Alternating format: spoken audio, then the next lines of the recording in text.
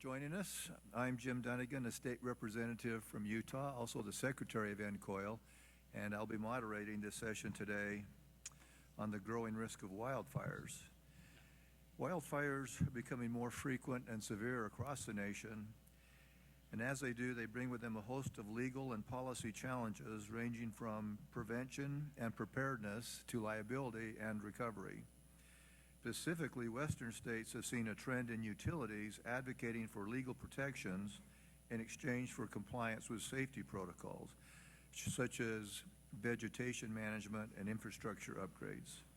For example, earlier this year, Wyoming enacted a law that mandates electric utilities submit wildfire mitigation plans and outlines liability limits for damages caused by utility equipment. You can view that law on the conference app and the website. It's also in your binders on page 63. In this session, we'll hear from different perspectives as to why that type of legislation is good or not good public policy. We'll also hear about other policy approaches and development in wildfire mitigation as a whole. So let me introduce our panel. We have Riaz Mohammed. He's the Wildfire Regulatory Specialist at NCOIL Energy. We have Don Griffith. He's the Vice President of Policy and Research at the American Property and Casualty Insurance Association. We have Kate Paolino, Senior Policy Vice President of Natural Catastrophe Risk and Resiliency at the National Association of Mutual Insurance Companies. We have Eric McCumber, Wildfire Legal Fellow at the Stanford Law School, Environmental and Natural Resources Law and Policy Program. And we have Michael Odell, Director of Machine Learning at Fortress Fire. So in terms of the format, as normally, we will hold questions until the end of all presentations. We're going to ask Riaz to kick it off, so go ahead, sir. All right. Can everyone hear me okay? Yeah. All right, perfect. Well, thank you for that a little bit closer to you. Perfect. First, I want to say thank you for inviting me to present today on the topic of wildfire. This is a very top-of-mind issue for a lot of us in the country, especially in the electric utility industry. So as you mentioned, I'm from NCOIL Energy. We are an 8-state utility, so we operate in Colorado, Texas, New Mexico, and then 5 upper Midwest states of North Dakota, South Dakota, Minnesota, Michigan, and Wisconsin. We serve roughly 3.9 million electric customers and 2.2 gas customers. And as you can imagine, when we have the topic of wildfire between Colorado, Texas, New Mexico, and the Dakotas, Minnesota, Wisconsin, and Michigan, you have a lot of variability in the risk that those states are facing. So I just wanted to take a step back and talk about wildfire broadly. So just if we take a look at 2024, there were roughly 64,000 wildfires across the country. That is not, that's all causes of wildfire. Over about 8.9 million acres of land burned last year. To put that in perspective, the record is 10.1, so not that far off. And there are about 4,500 structures destroyed. If we look ahead to kind of 2025, I think, earlier this year, the LA fires really grabbed the attention of the country and how devastating those are. But those aren't the only fires, and they're not, limited to a specific geography. You had fires in New Jersey that caused folks to evacuate. You had fires in the Carolinas.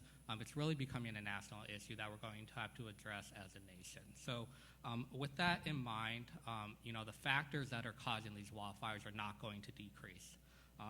We still see a significant portion of the country experiencing drought. We see more extreme weather events, whether that be high wind, extreme rain, heat domes, what have you. The land management practices, I would say at the federal, state, and local level could be improved. And then we see more development in the wildland-urban interface. And as a utility with an obligation to serve, as we have more development in that area, we're going to be putting our infrastructure in there. So I'm going to talk a little bit about, from NCOIL's perspective, what we do to mitigate our operational risk. You mentioned the wildfire mitigation plan, the bill that passed in Wyoming. So I'll talk a little bit about that, and then I'll move on to some of the more broader policy considerations. So at the end of last year, NCOIL Energy produced wildfire mitigation plans for each of the 8 states that we operate in. And broadly speaking, there are 4 buckets of activities that we include in those plans. So the first is situational awareness. That's identifying where the risk is in our system and in our service territory. So that takes into consideration, topography, geography, vegetation, what assets do we have in those areas, and that produces kind of a risk map for us to operate in and drives a lot of our mitigation decisions. The other kind of situational awareness that we're using is, the deployment of weather stations, the deployment of AI cameras across our service territory, and those ones are interesting because they are really used to detect smoke, so that if a fire an ignition were to happen, you could communicate with first responders to really kind of resource allocate appropriately the response so it doesn't become a catastrophic wildfire. And then the other thing we're doing is kind of wildfire spread modeling. So if the environmental conditions are high, if a fire were to happen, what kind of spread would that have to the community around us? Kind of the second bucket of activities in our wildfire mitigation plan is system resiliency. This is kind of, what you think about in terms of vegetation management. So, how frequently are we inspecting our vegetation? What kind of clearances are we doing around our infrastructure? Asset inspection, again, how often are we inspecting our assets, and what kind of repair and replace cycle do we have? And then system hardening. Think about things like line rebuilds, the installation of covered conductor, sectionalization of our system. So that's kind of the system resiliency part of it.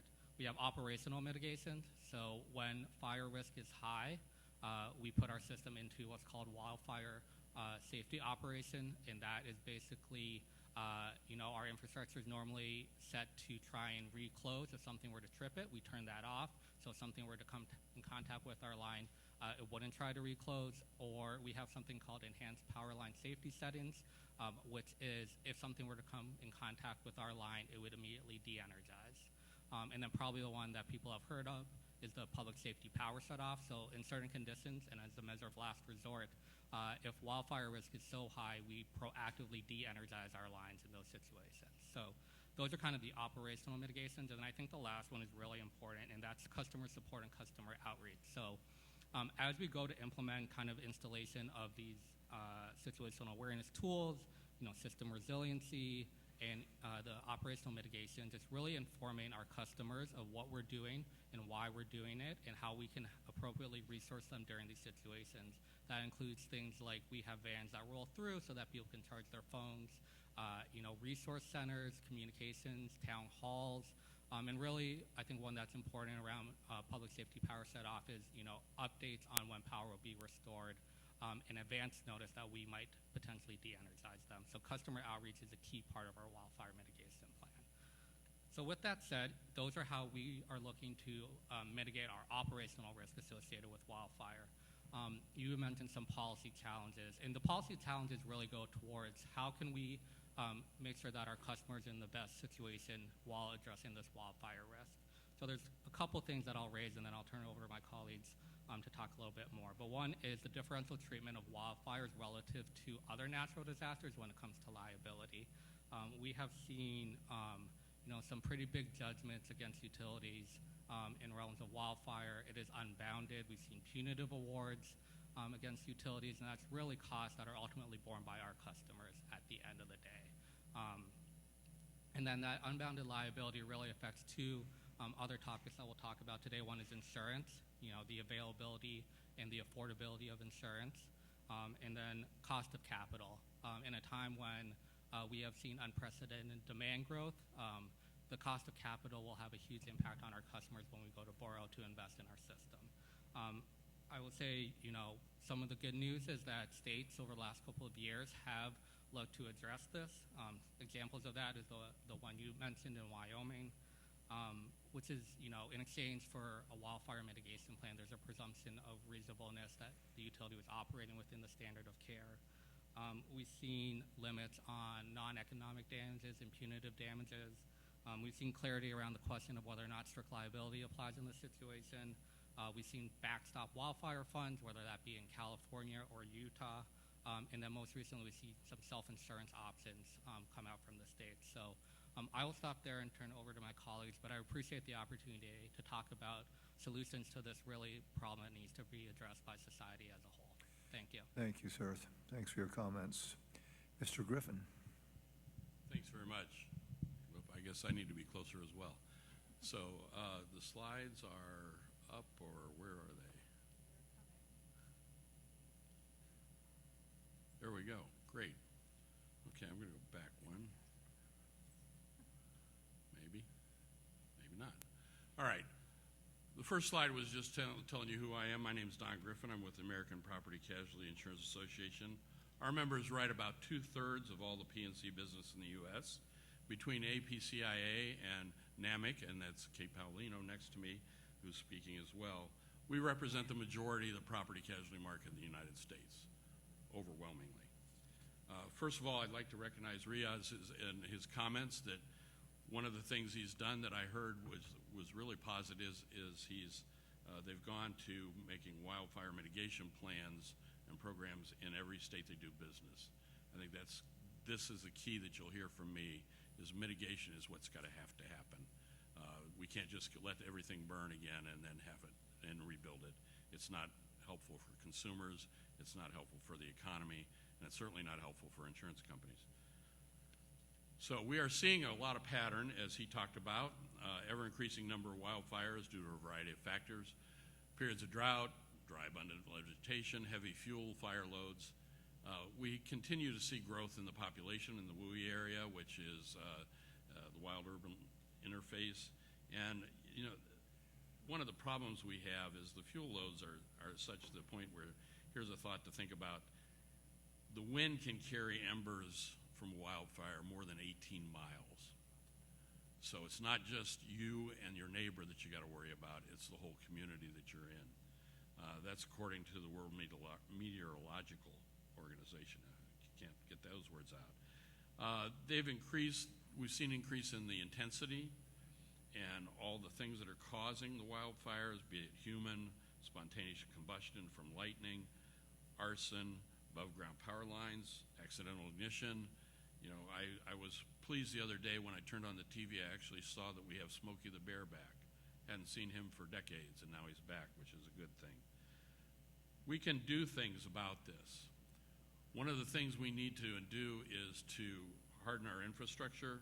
We need stronger building codes. We can encourage and incentivize better building standards, like adopting the Insurance Institute for Insurance Institute for Business and Home Safety. They have a wildland urban interface model ordinance that can be used, and they also have a wildfire prepared home standard, and that includes clearing the path around your house by at least 5 feet. We can insist on utility use of wildfire mitigation plans, which it sounds like Xcel Energy has done. And in the U.S., we know that there's more than 60,000 communities that are expected or in a wildfire risk area. And so it's critical that we got to do something about this now. What's up here now, and it's a little hard to read for you guys, so you will have the slides for this afterwards. The two things I would like to point out here is, if you look at these slides, the one on the left shows the wildfires and how many of them were over $1 billion. There's not that many until you look at the last decade or so. And if you look at those from the past 10 years, it's a huge number, and they just keep growing.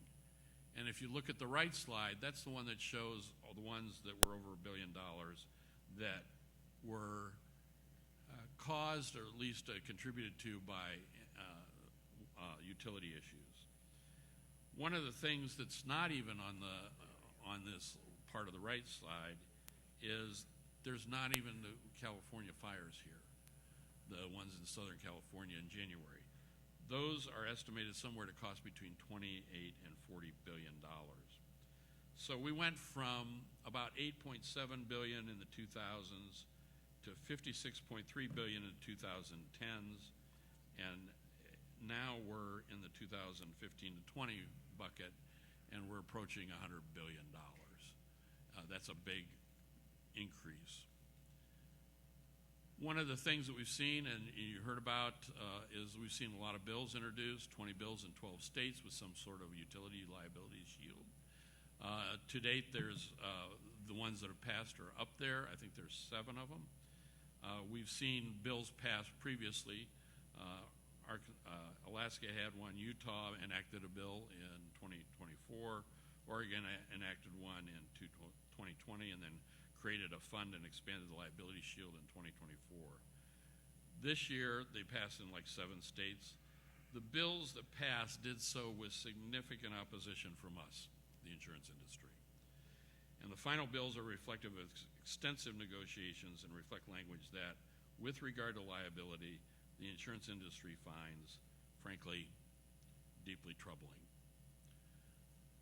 One of the foundations of the industry has always been on responsibility.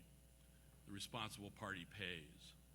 And what we're seeing is this abrogation of that premise and that very basic principle.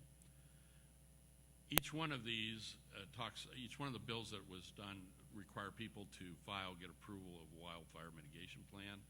One of the problems we have is kind of a careful balancing act, because what is actually one that's effective, we don't know yet, versus one that isn't, and we don't know how that's going to work out.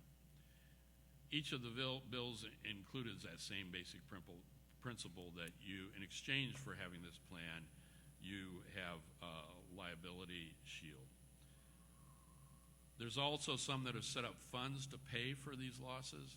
I can tell you that the ones that I've seen so far, have no chance of being able to be viable in a long term if there's a massive event. If you think of the one in Southern California, even if California had a fund, I can guarantee it probably would have been $5 or $10 billion. The losses are going to be close to 30 to 45. So there's a problem with this. What happens is, if there's not enough money to go around from one of these funds, or the liability shield is too great, then the people that are left holding the bag are the property owners. And guess who pays when it's the property owners? It's their insurance companies, if they have the coverage. And if they've relied on this program or fund to help fund them, it may not be enough. So we're impacted by this, because when something like this happens, we stand in the shoes of the insured. We need to have the right to subrogate, to go after the responsible party. That's something we do all the time. We've always been able to subrogate, even against each other in insurance companies. When it comes to, if you think about it of an auto accident. If I hit Kate, her company may pay her, but they're going to turn around and go after my company because I'm the one who caused the accident. That's a very basic way that insurance works. So we have to be able to preserve that at-fault responsibility that goes along with this. What we don't care to have is frivolous lawsuits. We do agree that non-economic and punitive damages should be limited. These are things that we just think, as an industry, we see a lot of legal system abuse in our industry, and we're actually trying to do a lot about that. We agree with the energy companies in this particular area in the fact that we think those things should be eliminated, except in the most egregious cases. So what are our observations? As you consider things at the state level to face this very real challenge, it's impacting individuals and businesses in ever-increasing numbers and dollar amounts. We would respectfully encourage a single-minded focus on prevention and mitigation. While liability for damage is costly, it's important to always keep in mind that it is for precisely these reasons that absolving of utilities of liability for the harm caused needs to be given careful consideration, and ideally, we'd like to see it avoided. Across all industries, those causing harm are held to account for the damage they cause. This has been, as I said earlier, a long-standing societal principle, and it should be honored. And as I also said, we're not against opposing, and we do oppose frivolous lawsuits, and support limitations on excessive non-economic damages and nuclear verdicts. So now that I've given you the bad news, I'll let Kate deliver maybe some better ideas or something else to talk about it. Thank you. Welcome, Kate. Go ahead.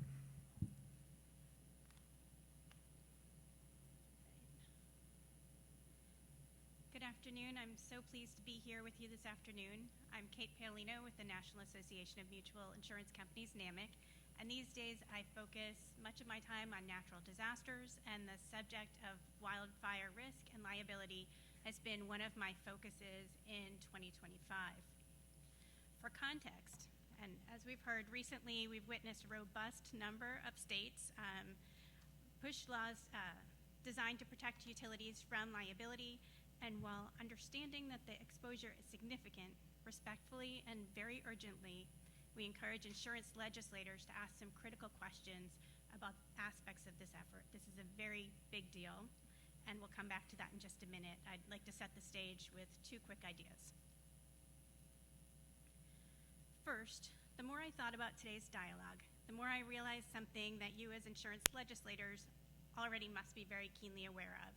The wide range of topics and topics that you spend your time on at NCOIL and at home and your committees are really part of a continuing conversation around, regardless of subtopic or peril, about protecting insurance consumers and safeguarding a healthy insurance market.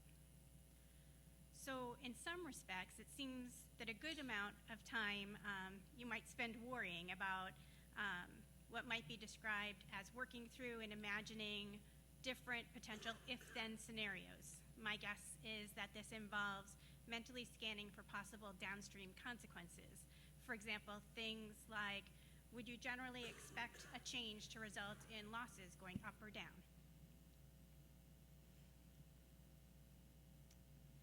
Perhaps these are some of the kinds of questions that may be running through legislators' minds generally as it relates to the subject that we're talking about today. Of course, it would be rare for something to happen in a vacuum, and many places around the country have been experiencing converging pressures and challenges, what NAMIC refers to as the new era of risk, and perhaps that's for another day, but the point is that there may already be availability and affordability challenges in a state.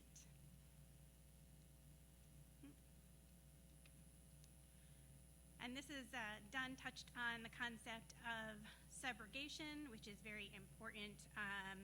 And as he mentioned, it's a very well-established practice. And I'm going to skip the auto example because thankfully you did that. But this just gives a sense of the mechanisms, because the same idea really applies in a wildfire situation. An insurer may pay policyholders before the cause of the fire is even determined. Then, just like with the not-at-fault auto accident, insurers should be able to recover those payments through subrogation where a party responsible for the damage has been shown by evidence to be negligent. Importantly, and to be clear, while insurers review implications independently, if subrogation is curtailed or no longer available so that the party responsible for damages is not actually held financially accountable, and insurers lose this important tool for recouping from a negligent entity, logically and generally, higher losses may put upward pressure on insurance premium. And as we already talked about, there are some places around the country with strained insurance market availability and affordability concerns. So schemes that shift risks and costs to not-at-fault parties may exacerbate these stresses. As you can see, there are many solid reasons for keeping from eroding the proven legal framework, and a system that respects the rule of law, is fair, preserves stability, and fosters a healthier economy. Eliminating a victim's ability to recover, or effectively doing so by making recovery more remote or difficult, undermines the fundamental legal protections and raises questions about possible unconstitutionality. As you think about these issues, it's not just the explicit liability shield, immunity, or other liability limitation that may raise alarm. Stacking the decks might happen in other ways. If we think about maneuvers like preferred evidentiary standards, different burdens of proof or duties of care, weak plans or shallow processes, etc. So in some places, there are concerns that some may not be questioning the suggestion of a quid pro quo, that in exchange for writing their own wildfire mitigation plan, a utility should get special treatment when it comes to skirting responsibility for the harm that they may negligently cause. And this approach seems dangerous to public safety. Having probably overset the stage now between one, your focus on insurance consumer and insurance markets, and subrogation and legal recovery as essential to supporting insurance consumers, I ask you to please consider the possible losers under these bills and the potential long-term impacts to safety, recovery, and markets. Those who are uninsured could be without an ability to rebuild. Those who are insured could be impacted, as we've discussed, and the future does not look better for wildfire victims. And one other quick note, unlike utilities that would receive preferential treatment, others who start a fire would be held accountable. So utilities would be treated differently from ranchers, agriculture, timber companies, equipment manufacturers, communications companies, even individuals who may not have properly extinguished a campfire or maintained a vehicle. And this is going to pick up, I promise. To be clear, wildfires are a major concern, and continuing to consider a menu of options to address them is crucial. Because of the size of the problems, it may be useful to think about scalable solutions that might bend two curves, the loss curve and the risk and the cost curve. And I think I skipped one. That's okay.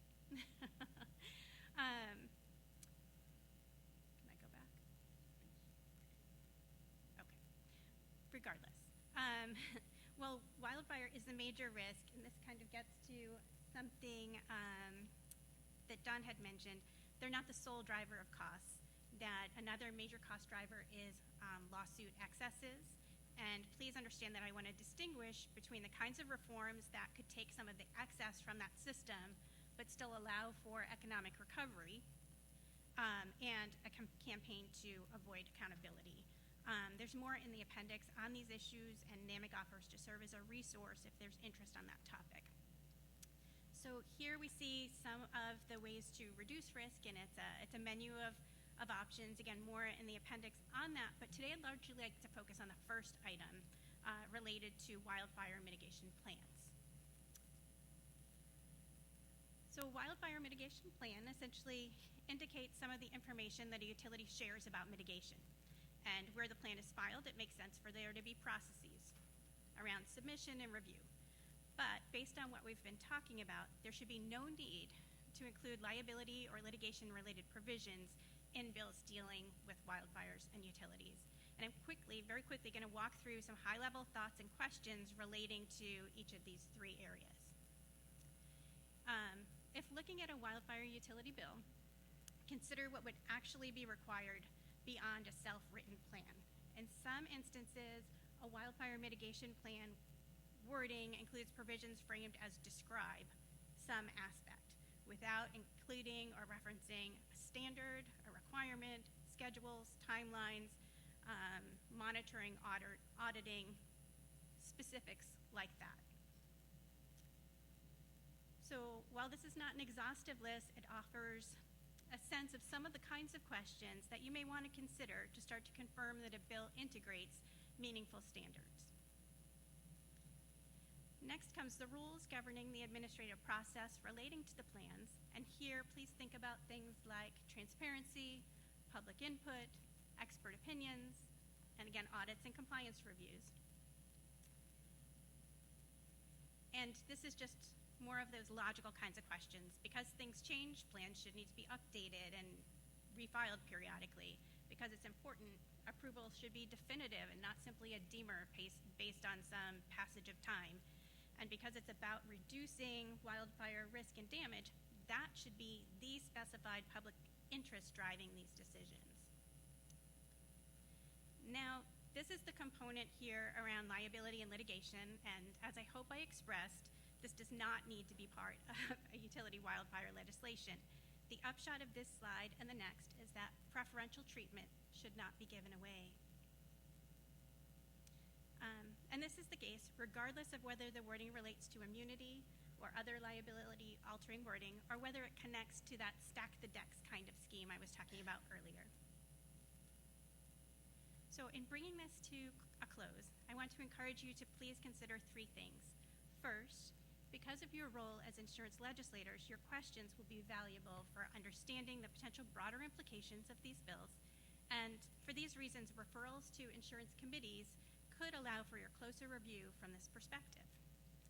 Second, although real problems need to be addressed because of the long-term implications to losers, and that chart I showed earlier, residents and local businesses, as well as insurance customers and the market, please remember the importance of tomorrow.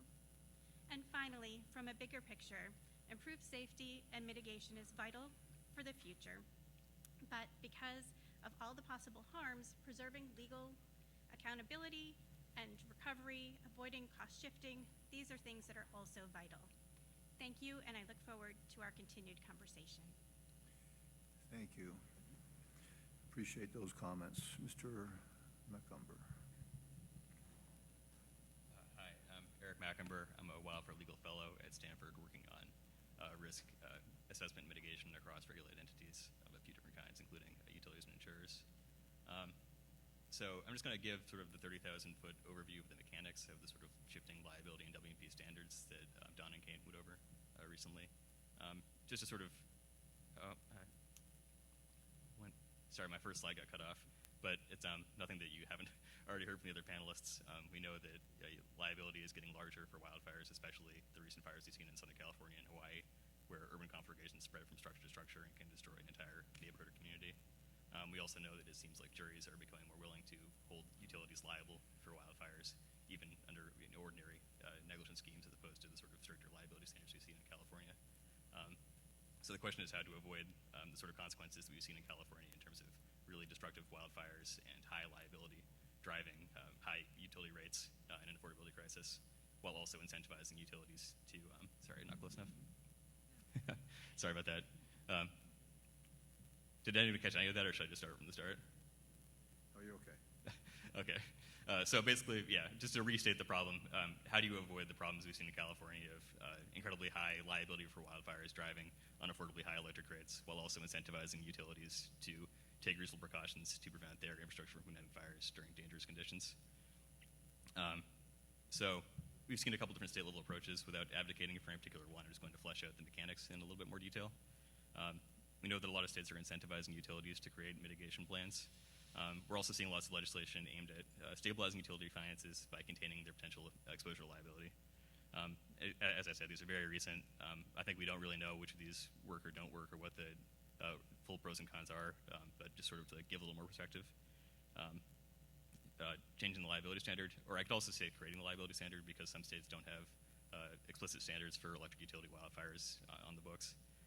So one reason you might do this, even if it's not a different standard than these sort of underlying state arson or wildland fire laws, is just to make it clear how the standard will be applied to an electric utility in the event of a fire.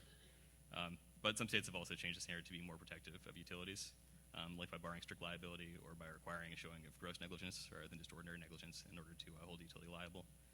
The idea here is that making it harder to sue utilities lowers potential exposure to wildfire damage. Another option is to create an affirmative defense against liability, or a rebuttable presumption of non-negligence in the event of a fire for utilities that were acting in compliance with an improved mitigation plan. So basically treating compliance with the WMP as evidence that the utility met its standard of care. So even if the underlying standard that's required doesn't change, this is one way for utilities to use their mitigation planning as a way to show non-negligence. Second, there's limiting or capping wildfire damages. So the idea here is limiting exposure by lowering the total amount of damages that utilities are liable for, even if they are found liable. So this can mean blocking certain kinds of damages from recovery altogether, as we discussed, like limiting coverage of property damages as opposed to non-economic or punitive damages. It could also involve setting a damage cap, like a maximum dollar amount for each claim of a certain type, or for total damages resulting from an individual fire, like we've seen in New Mexico.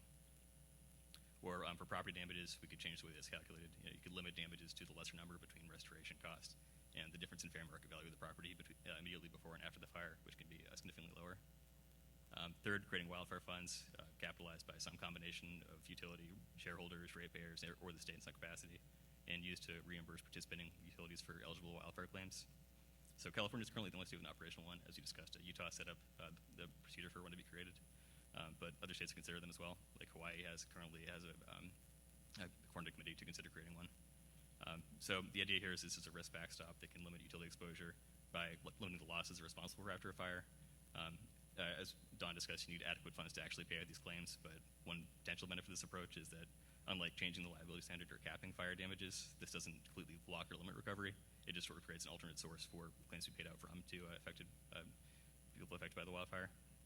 And this also wouldn't necessarily completely insulate utilities from fire damages. You could set the attachment point high enough that it only kicks in to cover damages over a certain point that result from really catastrophic fires. Like in California, it's $1 billion. And you would leave utilities responsible for everything below that level. And you could also condition their access to the fund on having done certain mitigation works or having an approved WMP on file. We're saying, though, that as Don pointed out, there are some real open questions about the fund, especially in California, in the aftermath of these fires. In California, the way that it works is the state's big three investor-owned utilities all pay into the fund and can also access it in the end of a fire. But if, as looks like likely to happen, the Eaton fire is going to probably use up the entire $21 million that the fund has in order to pay for one fire. That kind of leaves the other two utilities a little bit in the lurch in terms of what their backstop is going to be. It raises open questions about how the state's going to go about recapitalizing the fund if it's emptied out. The other big open question is subrogation claims that have been sold to third parties. The fund administrator has expressed discomfort with the idea of paying out claims where the rights to collect have been sold to hedge funds or speculators. So both of those issues are probably going to have going before the California legislature. There are also two things that probably other states considering setting up a wildfire fund would want to have assistance for in advance. We're saying also the Utah fund, it's set up for the fund. It operates individually for the utilities that use it, so you don't have the problem of risk pooling across different utilities, but you also have a much smaller amount of funds to access in the event of a fire. So I know this isn't really anybody's department, but one other option you can imagine is a national wildfire backstop that plays a role similar to the California Fund, reimbursing participating utilities for claims for eligible wildfire damages. My colleagues and I proposed one way this could work in a white paper last year. Of course, there'd be big political questions in terms of how to set this fund up, what kind of disclosures it would cover, what utilities would be eligible, and what they'd have to show in order to access it. But maybe one argument for doing this at the national level is that the upper level of the most devastating wildfires is something that makes sense to pool or score nationally. Maybe this analogous to sort of federal insurance funds for nuclear accidents or terrorist incidents under the Price-Anderson Act or the Terrorism Risk Insurance Act. So again, super general early takeaways. I think the idea of giving utilities liability protections in exchange for mitigation planning makes sense, but the way that it actually works can be very different depending on how liability is being modified, what utilities are eligible for it, and what they have to show in order to actually qualify for it. So there are big questions to make, not just about whether to set up a scheme like this, but also how it's actually going to work on the ground. I think if utilities are receiving a really significant benefit and the stakes of having an approved WMP is high, it makes sense to also require implementation of on-the-ground mitigation measures, as opposed to making the WMP just sort of a procedural or reporting requirement. To have some kind of review to make sure they're putting these plans into place on the ground, as opposed to it being just a plan requirement alone. If the stakes of having a WMP are, whether or not a utility is liable for a multi-billion-dollar wildfire, then it's probably not going to be viable to have a review or approval process that's seen as just automatic or rubber stamp by the reviewing body. But at the same time, raising these sort of vertical requirements can create real demands on capacity, especially when it comes to smaller utilities that may not have a huge wildfire mitigation program or sort of vesting regulators with a new set of responsibilities they may not have in their kind of existing status. So more resources are needed both to sort of implement these plans and also to make sure the plans are being implemented. It probably makes sense in most states not to have sort of a one-size-fits-all or blanket requirement, but to kind of think through where utilities are at most risk, what kind of subset of utilities it is in terms of ownership structure, where they're geographically operating, and also what kinds of incentives to create in order to maximize the most effective mitigation standards. It also probably in the early stages of implementing this kind of trade-off makes sense to sort of look at the easily verifiable and nearer-term mitigation measures, and then sort of develop and continue to build out the WMP requirements going forward. I guess the last point I would just make is that the problems facing utilities and insurers in terms of determining who pays out for wildfires is also kind of reaching a crisis point because the scale of wildfires is getting so large. So you need not just to sort of think through who's responsible for these damages, but also to work to contain total damages when wildfires do happen. And that involves decisions about firefighting, land management, sustainable development that all are not really, I don't think nobody's really advocating for any of those sort of policies at the table, but they're definitely going to be really important going forward in terms of containing total wildfire damages and kind of getting the situation under control. So that's it for me, and thanks again for your time, everybody.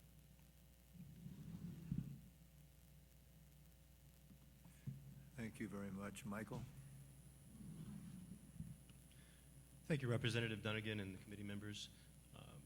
I'm going to talk less about liability and more about prevention, specifically loss prevention. Wildfire is a growing threat to local economies, community-based, community stability, health, financial and emotional well-being. And we tend to think of wildfire as a Western state problem. It is, but as Riaz and Don mentioned, it's a nationwide problem. Year to date, 34 states have experienced wildfire, including Pennsylvania, New Jersey, Florida, both Carolinas, Georgia, Kentucky, and other non-Western states. So we've seen 2.4 million acres burnt already, and we're only halfway through the year. Losses due to wildfire are sufficiently large that they adversely impact participation and access to insurance markets and pose significant economic disruption. Industry estimates of insured losses, Don mentioned this earlier, just from the Eaton and Palisade fires in LA 6 months ago are between $28 and $40 billion. The total expected economic impact of those two fires is projected to be over $160 billion. Many property owners who lose structures in wildfires will never be made whole. Either they're uninsured, unable to find or afford coverage, or they're underinsured. Either way, they're often not able to rebuild right away or at all. Their property loss is often compounded by loss of income as local businesses are also destroyed. So when considering priorities for addressing wildfire, our perspective is that an ounce of prevention is worth a pound of cure. We focus on reducing loss. Keeping homes and businesses from burning in the first place reduces suffering, and at the same time leads to more robust property insurance markets, increasing participation, access, and affordability. So with that goal in mind, I welcome the opportunity today to give you a quick 10-slide overview of our capabilities at Fortress Fire so that you're familiar with the new class of tools available to you and your insurance markets to reduce the impact of wildfire on communities in your state. Let me see if I can advance this. Just hit the advance button. There we go. So Fortress Fire is a platform offering transparency and 4 integrated capabilities to facilitate transactions amongst property owners, realtors, mortgage originators, insurance brokers, carriers, and reinsurers. So what does it contain? First, we offer an affordable wildfire vulnerability assessment of any structure. Next, we are tailored mitigation prescriptions required to enable structures to survive the wildfire. Third, we offer a transparent standard of vulnerability reduction and documentation of compliance with that standard. And finally, we offer ongoing monitoring and alerts to aid property owners and insurers in keeping properties compliant over the term of a policy. And while we're a startup and have focused on the California market, we have designed the platform to scale to support any state and already are able to produce our aerial reports in 12 states. When thinking about how to protect against wildfire, I think it's useful to understand how wildfire is unique among perils. So in this slide, I show typical distributions of damage by peril for earthquake, hurricane, and wildfire. And you'll notice that the majority of structures in earthquake and hurricane suffer partial damage, kind of in the middle there, affected minor or major damage. Whereas the majority of structures in wildfire that experience damage are destroyed completely. So this distinction is important, for example, when considering whether or not to offer or mandate insurance discounts for specific mitigations. They make sense for a peril with distributions like earthquake and hurricane, where individual fixes such as bolting a roof onto a frame or a frame to the foundation will result in a reduction of loss. However, the same is not true for wildfire, and wildfire mitigation is an all-or-nothing proposition. So, for example, putting a Class A roof on a structure but leaving the single-pane glass windows and the wood shake siding in place does not result in a partial reduction of loss. You'll still get total loss.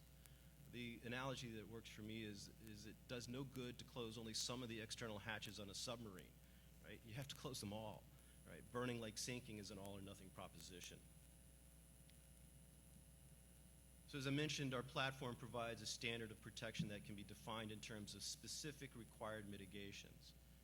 defined alert triggers for specific actions when wildfire conditions exist locally, and documentation to satisfy program and underwriting requirements and claims processing. Right? So it's kind of a soup to nuts integrated system, providing transparency for everybody that wants to participate. So what is our standard? So our standard is based on 200 years of thermodynamic physics and over 70 years of fire science.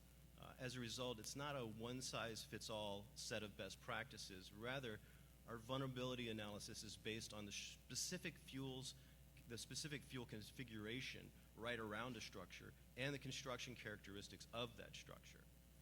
So kind of quickly, kind of digesting this slide a little bit, there's 5 main threat vectors in wildfire by which a structure will fail.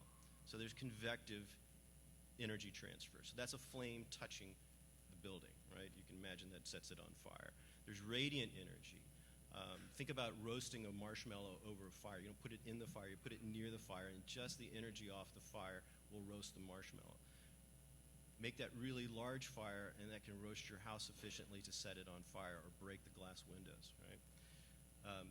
Ember penetration. So if vents aren't properly screened, aren't fire rated, you can get embers penetrating inside the house, setting things on fire in the attic or wherever, and your house burns from the inside out. Some estimates of up to 80% of structures that burn in wildfire burn because of ember penetration.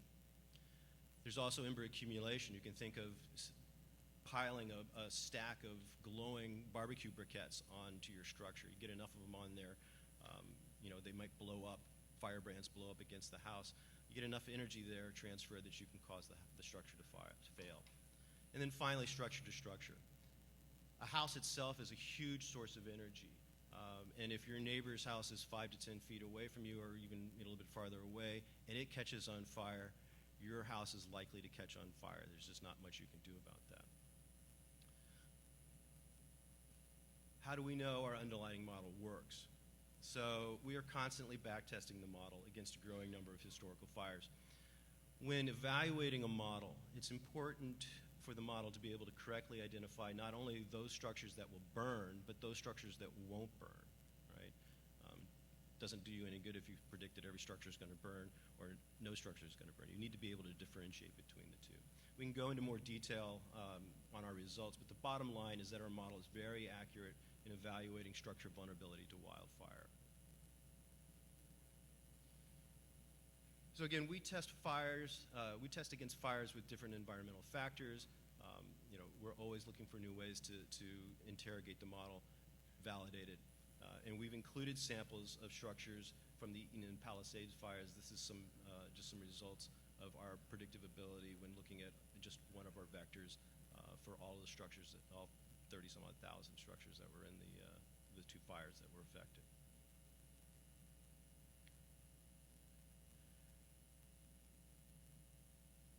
From our perspective, the best risk management is loss prevention.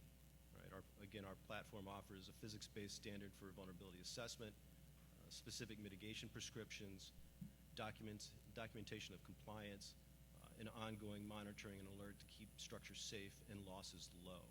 Right? It's really designed for participation all across the real estate or the property life cycle or ecosystem. Property owners, realtors, mortgage originators, insurance brokers, carriers, reinsurers. So I think that pretty much concludes my comments. I thank you for your time, and we'll answer any questions you might have. Thank you. Let's go to the committee for questions. Do we have questions?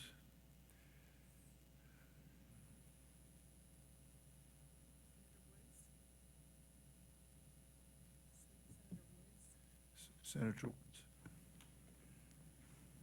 I could have moved the microphone, but y'all wouldn't have got to see me move that way. I'll get more dainty next time. Mr. Chairman, I do have a couple of questions. I did carry a bill in New Mexico to try to limit liability. But my main thought, Mr. Chair, was the idea of how important electricity is to us every day. We wouldn't be sitting in this room today, we couldn't see what we were doing, or we would be pretty dang warm in here. And it's all due to electricity. And why I say that is because how important is it to keep the electricity lines, utility lines on? Today, the way we are mitigating risk, liability, is cutting the lines off. We just say, well, high winds, we turn the line off. When we do that, when that wind lays, it takes as long as 8 to 10 hours to put that line back into service. Why is that? Because we have to ride that line to make sure it's not down. There is technology today that can cut that line off before it hits the ground. Literally break that circuit before it ever hits the ground. But what I want to talk about is the mitigation of the right-of-way. Is there a place that can be agreed upon that utility has hardened that right-of-way to reduce those risks to near zero, to reduce their liability? In other words, is there such a thing as an act of God? Will we ever get to the point in litigation where we say the utility has done all it could do? The rest was just an act of God. I know it's easy to sue the person with the deepest pockets. The pockets in the utilities case is the utilities ratepayers. The ratepayer stands behind everything, whether it's paying a insurance premium, or it's just paying off a debt, a borrowed amount of money that they pay a lawsuit off with. The two things that we worry about today is the price of electricity, if we can all agree how important the electricity is in our country today. The price of that electricity and the availability of that electricity and the reliability of that electricity. It is a huge issue. So my question has to do with hardening the right-of-ways to reduce the liability so that the cost to the consumer and the consumer, the ratepayer will have to pay for that hardening. They will have to pay for any technology put on those lines, to whether it's cameras or whether it's the free fall to cut the circuit off. But what's the consensus? Is there a hardening that we can do to those right-of-ways to reduce the risk of the liability? Would you Mr. like a Chair. response from the panel? Yes, sir. Okay, who would like to respond to that? Yeah, I can start with a response to that. So, right-of-way hardening is something that we're doing right now. A lot of it depends on the ownership of the land that right-of-way is on. I will just say that, management on federal land is a little bit harder than it is on state land or privately owned land, just because of the statutes that are required to go through the permitting to do that. We recently got legislation that allowed us to not only mitigate the vegetation within our right-of-way, but we're able to go off right-of-way a certain distance to remove vegetation. They call it hazard trees within adjacent to our right-of-way. So we're making progress in that space. I would say it's not an easy process, but we're hardening that right-of-way as much as we can for vegetation contact. As Don mentioned, though, kind of the environmental conditions, even if we were to remove the vegetation in and adjacent to our right-of-way, some of the winds that we're dealing with will allow vegetation much further away to blow into our lines. So I'm not sure that you could fully harden your right-of-way against anything that could come into it, but we are making progress in that space. Go ahead, Don. Thank you, sir. I don't know whether you were around around with when the Cerro Grande fire hit in Los Alamos. I can tell you that that's the fastest I've ever seen Congress move. We got a bill passed in like a week to try and get about $500 million to help pay for those losses for the homes that were lost because it was a controlled burn that got out of control. Now, the key is by the time that Congress dealt with it, they gave $1 billion, but they also required that it be address reservations, infrastructure, schools, and a bunch of other things. So we had to go back and ask for money again a second time in the insurance industry because there wasn't enough there even with $1 billion. Why do I bring that up? There's got to be a way to do this better. As you're saying, we got to protect the right-of-ways. Those are the things that can be done, but you're never going to completely eliminate the risk. So you're right. The ratepayers are the ones who are paying for the electricity, are the ones that are going to bear the cost to reduce those losses. But the insurance companies are going to be the ones that are still going to pay for the losses themselves when the fires occur. And so where does that money come from? It comes from the same people. So what we're trying to figure out is what kind of balance you can establish in such a situation as this to come up with something that makes sense for utilities and makes sense for insurance.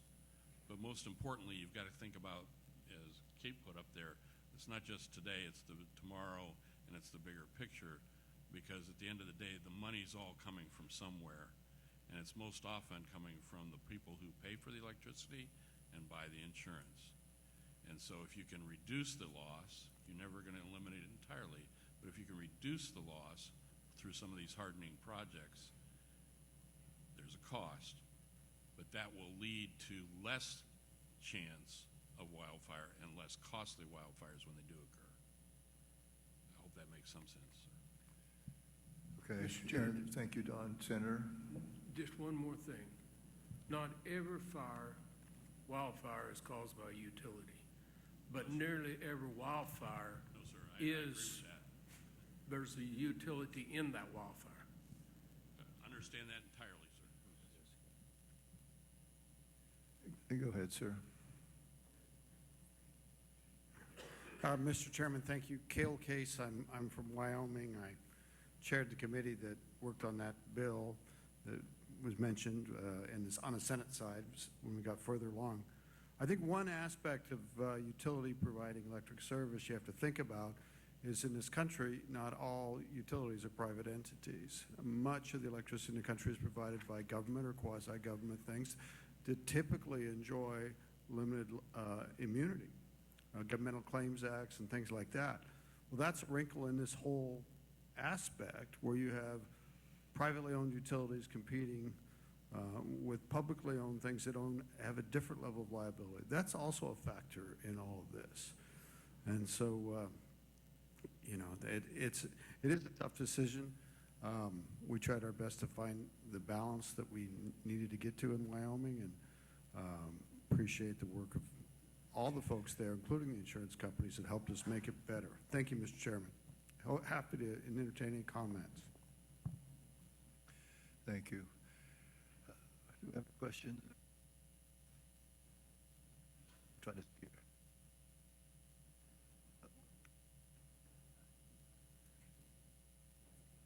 Does this thing work? Okay, sorry. First question, first time I asked it. Kind of feel like I have to be on the spot here because I was one of the ones who helped come up with the Hawaii solution to the wildfire fund. So, yeah, both sides weren't happy with it. I guess that's the hallmark of good legislation, where nobody's happy with it at all. I think we tried to address the very things that were up on the slide by putting our Public Utilities Commission as the entity to not only approve the plans and the implementation of the plans, but also to examine the very difficult questions of liability caps, non-economic damages, and such. The one thing I think that was left on the table was trying to expand the fund to much more entities. And I put this to the insurance companies. And yes, ratepayers pay into the fund, so there probably would be some kind of enumeration schedule. But could a wildfire fund, if expanded, provide a vehicle for subrogation efforts to recover damages and help to create more of a robust fund? As we seek, this is a work in progress, although the PUC is going to start doing the heavy work. This is going to be a 3-year process. So your input on the idea of the fund perhaps as being that bridge, as my good friend from New Mexico said, to create an all-inclusive solution. Is there any discussion between your entities insofar as this approach? And, and again, other thing too is the hardening efforts. I'll just say this. There was complete lack of support from the insurance companies on the hardening bills that were introduced, and they all failed. So is there going to be a more robust effort of the entities to really push the states to try to, with the local municipalities, to create programmatic hardening that will reduce risk and potentially impact rates? Thank you. Thank you, Senator. Anyone else over here? Comments, questions? Okay, go ahead, sir. I want to thank you for the presentation. And I think we're highlighting a problem of an increase in incidents of wildfires damaging the electric grid. I want to caution us in terms of definitionally looking at things as acts of God, because my concern there is the limited scope of liability in the insurance market, right? Because if you're talking about trying to cap the utility risk on wildfires, because you're trying to cap the expense, you're trying to manage a system, you're trying to maintain effective and cheap electricity prices, I understand that. But if we burden shift to the public or burden shift to the same ratepayers who are homeowners, I want to make sure that they don't end up in an undeclared risk that's uncovered by their existing owner policies. So if we try to shift risk around, we want to make sure the risk is covered. And I appreciate the conversation from the gentleman at the end of the line, too, which is mitigation and hardening of the assets. But you need a compendium of solutions to try to cope with the risk that's, I'm on the East Coast. We're not seeing that. We're seeing torrential rains. And I can tell you it's very interesting when you talk about rain and naturally occurring flooding versus man-made flooding, and whether your homeowner's policy covers it. And I think we need to be very careful when we go forward on insurance, that if we change the definitional of negligence and of good faith efforts from the electric utility industry, and they're no longer liable, does the homeowner have access to insurance in his homeowner's policy that's going to cover that risk? Or is he going to be left out? So it's going to be, you have to look at all of those aspects. And just your thoughts from the utility side, and I guess at the far end from the mitigation side. Just because what I'm hearing is you're trying to cap your liability. Yeah, so happy to answer that. I think we're just really having a discussion around negligence. I don't want to speak for my co-panelists, but the non-economic damages and the punitives, I think we all agree, some reform there. We're talking about the negligence, and are we operating our system negligently? Because that's really what the lawsuit is about. Kind of the balance I was struck with all the bills that you've seen is there's a wildfire mitigation plan, and if you are in compliance with that wildfire mitigation plan, you have a presumption of reasonableness that you're operating your system non-negligently. So I don't know that you're shifting, the liability over. It's just that we've clarified what it means to be operating your system appropriately with the wildfire mitigation plan that is filed with the commission, and then that provides proof that you are operating it if you're in compliance with it. And I will say, I know we had a discussion around kind of the robustness of wildfire mitigation plans. Just for Xcel Energy, we had our Colorado wildfire mitigation plan verbally approved, and that's a $1.9 billion plan over 3 years. So it's a pretty robust plan in terms of the investments that we're making. I wasn't meaning to imply anything else. Yeah. My concern is, though, if we define good behavior and we have the same number of fires, you're no longer liable, and the question is who's paying for the damages. And I agree, and I understand why a corporation worries. But we have to look within the insurance industry, coverage of our ratepayers, our constituents, that once you performed your duties and we still have a wildfire, what happens to the ratepayer and constituent? Because that's still a liability. Yeah. Thank you. Senator Person. Thank you, Mr. Chairman.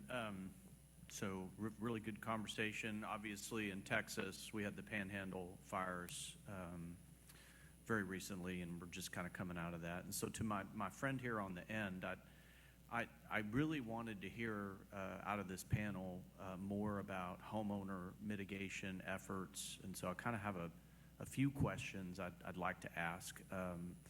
And I'll just sort of ask them all, and y'all can comment on them. But I'm curious because so many of our states are working on mitigation grants and other things along the lines of what Alabama and North Carolina and other states have done for windstorm. We know that there may be, or at least I'm hearing that there may be certain strategies that can be employed to harden a structure against wildfire. And so what I'd like to know is, first of all, are there certification programs that an insurer could, have a certificate on file, and that could essentially be on file with the department, and then that would necessitate a discount on that homeowner's policy because they've undertaken those efforts? What are those efforts? What do they cost? How do you get them done? What are we talking about? Can y'all just sort of comment on that? Because I'm trying to figure out, like, we filed a bill in Texas, and it dealt with hail, and it dealt with windstorm, and it dealt with, coastal issues. But obviously there's a great need in my state to address wildfire as well. Would have been nice to be able to include that, but we really didn't know where to start. So I'll just open it up to the panel. So I have some comments on that, and I imagine Kate and Don do too. And they could probably speak a little bit more too. There are standards out there.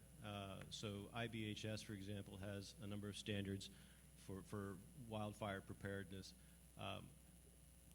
Our approach is a little bit different. It is tailored towards a structure, right? So it is a thermodynamic analysis of how the structure might fail, and so we're looking specifically to either harden the structure or reduce the fuels. Now, we do produce effectively a certification. It's not one that necessarily has been vetted by any insurance commission. It's not a standard in that sense. It's more of a prescription, right? So you go to the doctor examines you and then gives you a prescription for what ails you. That's kind of what we do. So to that extent, there are not diagnostic codes that we can then track, right?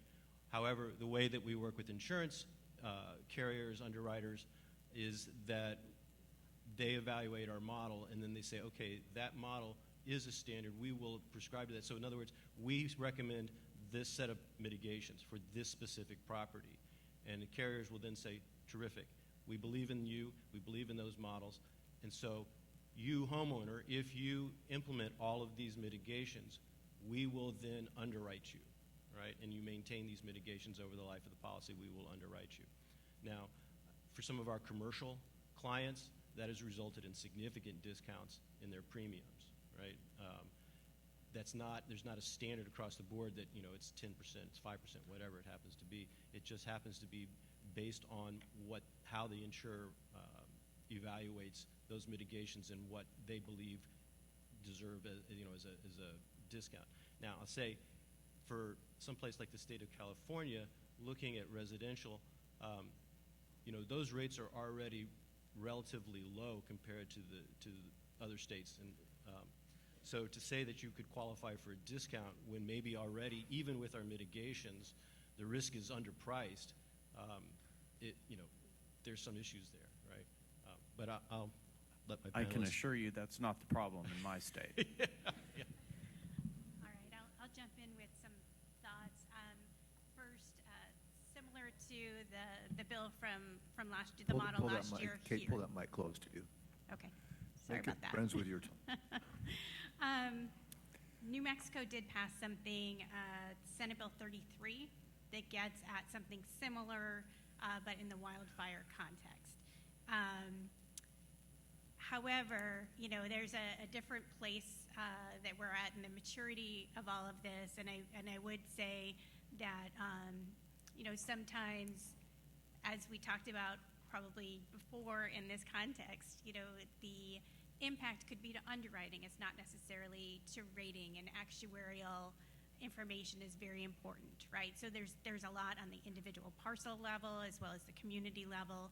So there's a bunch to consider, and I hope we would have the opportunity to talk through that. But IBHS does have both an wildfire prepared home and now a community-based program that's available. It's being rolled out in different states that maybe we could get you information about.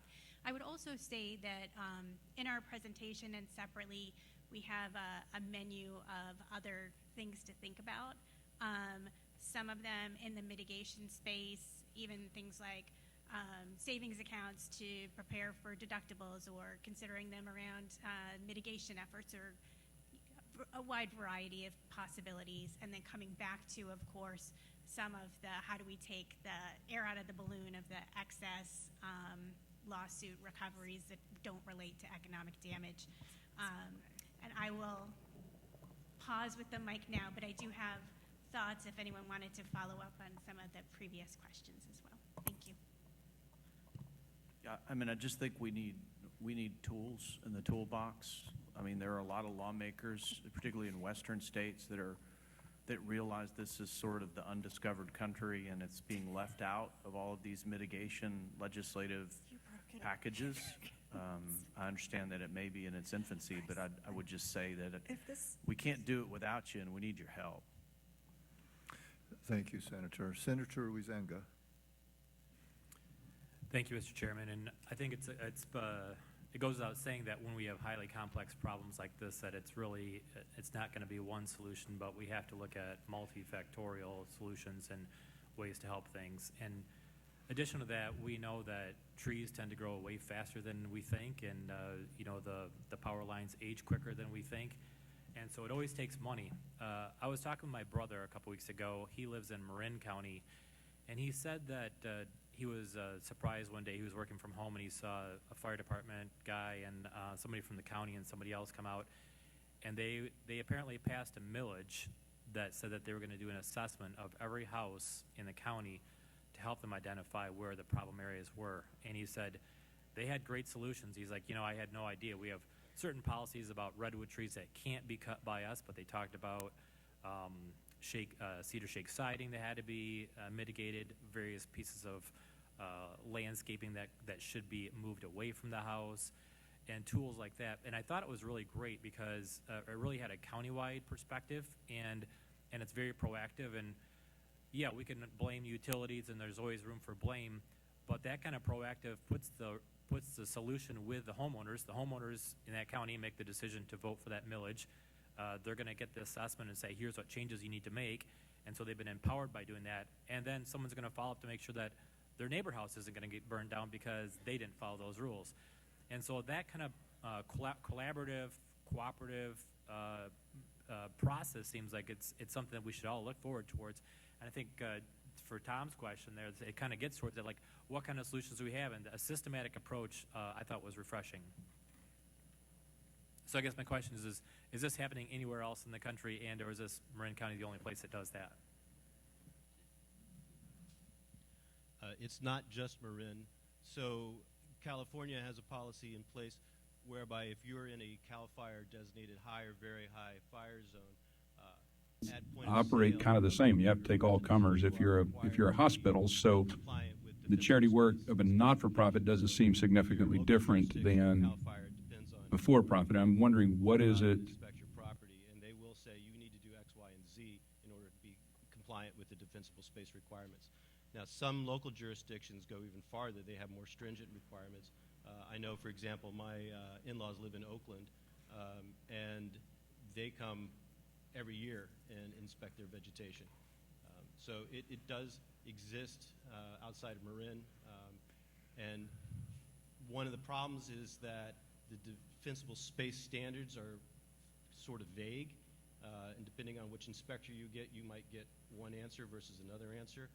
We're trying to address that vagueness by using our model, which is, it doesn't really care where you are and doesn't really care what the inspector is. The physics is the physics, and so you get a very standard approach that can be replicated anywhere, any state. And again, it's why we built this scalable platform.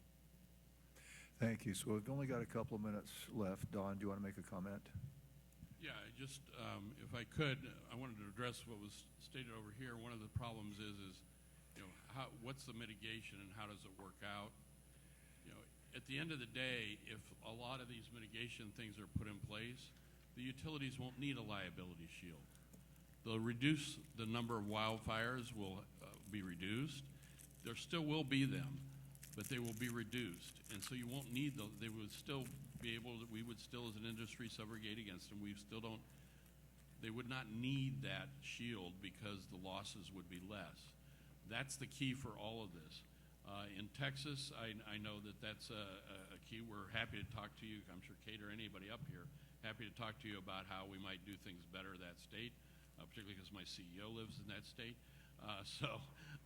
And on a ranch. So there's a lot of issues there that we could do to try and address this.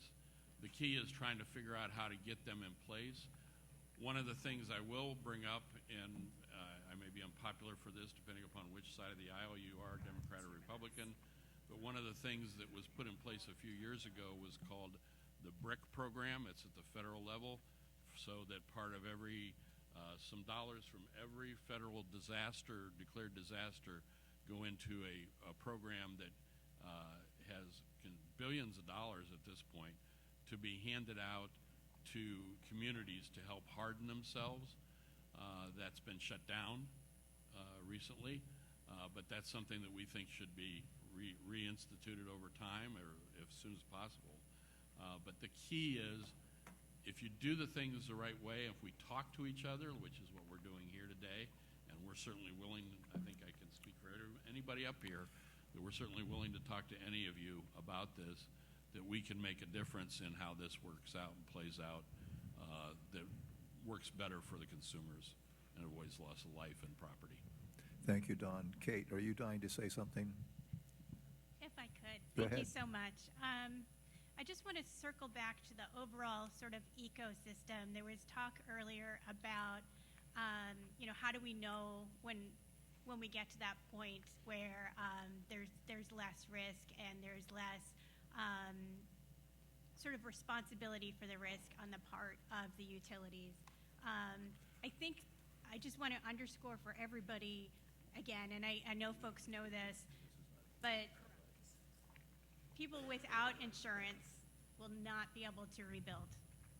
So as we think about transitioning accountability from the utilities, I really believe that and share concerns that having that accountability through the potential for litigation if there is negligence. And I would say that the more robust the wildfire mitigation plans are, the more they include, the more standards that are included, the more real reliance that there can be to show the court about the reasonable things that a utility is doing, the less likely there will be liability in the traditional litigation system, right? The system, by and large, works with respect to assigning liability, and so bringing down that risk overall will be helpful as time plays out.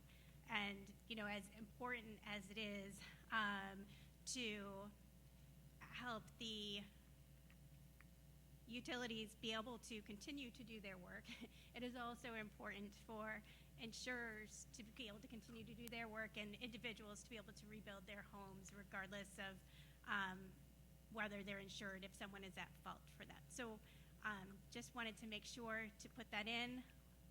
Finally, of course, I don't know that we spoke about building codes and all of that, and so just, again, didn't want to leave the conversation without being sure to explicitly include that in the conversation.